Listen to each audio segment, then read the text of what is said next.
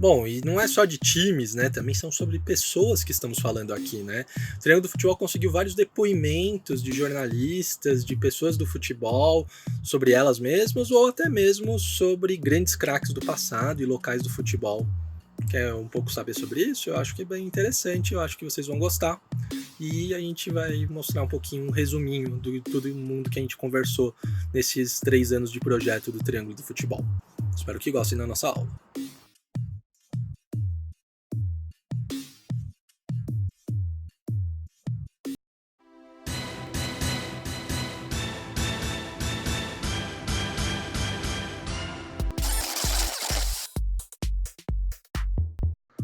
Durval Junqueira. Melhor, Junqueira. Normalmente se esquecem deste nome, mas ele foi o primeiro e o craque do futebol do Triângulo Mineiro. Em 1918, no recém-fundado Uberaba Esporte Clube, Junqueira era um ponta-direita de inestimável habilidade, deixando o craque Targino no banco. Logo foram vendido para o Paulistano de São Paulo e em 1919 fora para o Flamengo, sendo campeão carioca em 1920, 1921 e 1925, além de convocado para a seleção brasileira. Fez parte da convocação para o Sul-Americano de 1920, bem como do Sul-Americano de 1922, quando o Brasil conquistou seu segundo campeonato sul-americano no Estádio das Laranjeiras, no Rio de Janeiro. Ao todo, Junqueira jogou 4 partidas oficiais pelo Brasil. Nos anos 1920 a 1940, o cartunista Belmonte inventara o personagem Juca Pato. Juca Pato era a versão gráfica do cidadão comum. Cidadão trabalhador e honesto, irritado com o custo de vida, era a voz dos inconformados. No entanto, nesta mesma época, Juca Pato significava outra coisa para os torcedores do Uberaba Esporte Clube.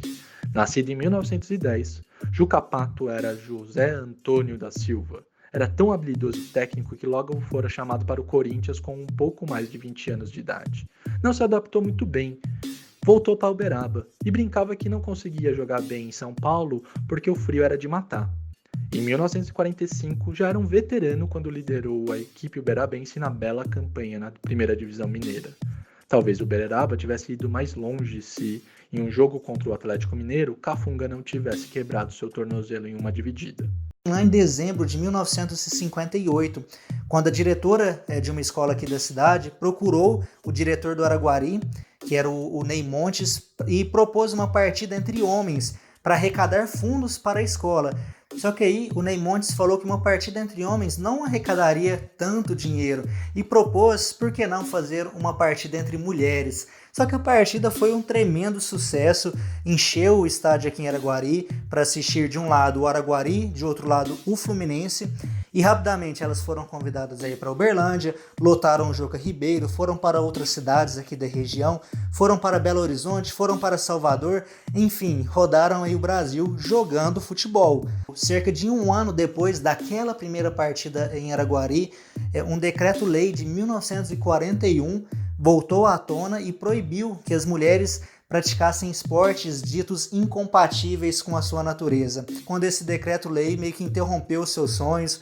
E a reação da torcida quando chegava lá no estádio, como que eles reagiram? Eles ficavam eufóricos com essa novidade? Como que era? Jogava até beijo. Beijo. Chapéu. Daquele tempo não existia garrafa, né? Não existia ninguém jogar garrafa, mas beijo, chapéu, lenço, essas coisas eu jogava. Em Belo Horizonte teve isso, dona Osvaldo? Belo Horizonte teve. Belo Horizonte eu joguei pelo Atlético. Você foi a América, né? Então o Atlético ganhou o jogo. E a torcida é tão rival que era separada. De um lado era Atlético, do outro América. Então, quando o Atlético fazia o gol, era aquela festa, jogava o chapéu, naquele dia estava frio, tirava o paletó, jogava para cima. E quando a gente estava subindo para o estádio, o ônibus não conseguia andar, porque de tanto que o pessoal pendurava no ônibus e aquela euforia. Fazendeiro é um dos principais jogadores do Uberlândia Esporte Clube dos anos de 1960, época que marca a ascensão do Verdão, o furacão da Mogiana para a elite mineira do futebol. Fazendeiro era bom de bola. No começo da carreira, perto de 1959, ainda era reserva. O time perdia por 2-0 e faltavam 20 minutos para o fim.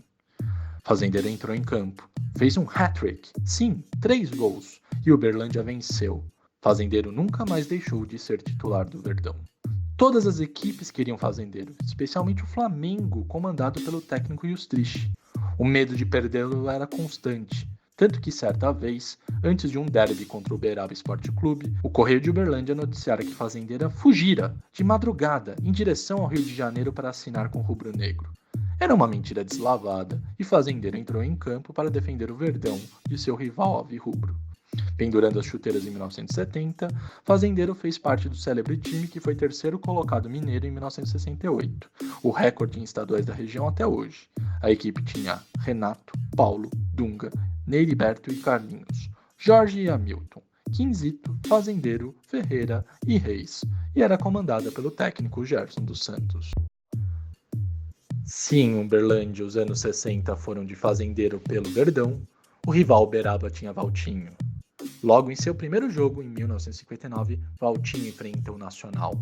Foi 4-2 para o Uberaba Esporte Clube com um hat-trick, 3 gols de Valtinho. Entre 1959 e 1971, foram 540 partidas de Valtinho com a camisa colorada, fazendo 130 gols pelo Uberaba Esporte Clube. Só Paulinho balançou mais as redes pelo Zebu. Valtinho também tinha no currículo a sua convocação para a seleção mineira, bem como ter feito o primeiro gol noturno do estádio do Mineirão. Walter Goulart, Valtinho, craque de Uberaba, craque do Triângulo Mineiro. O Coromandel Esporte Clube surgiu no ano de 1968 e foi realizado através de um torneio que teve aqui na cidade, e nós classificamos. A origem do Coromandel foi um time que chamava Coromandel Operário Esporte Clube e Estudantes. E nós fomos bem classificados, o Operário e o Estudante. Eu era fundador do Operário. E nós fundou o Operário e os Estudantes, nós fomos bem classificados. Então, acabou o campeonato, o Maracanã foi campeão.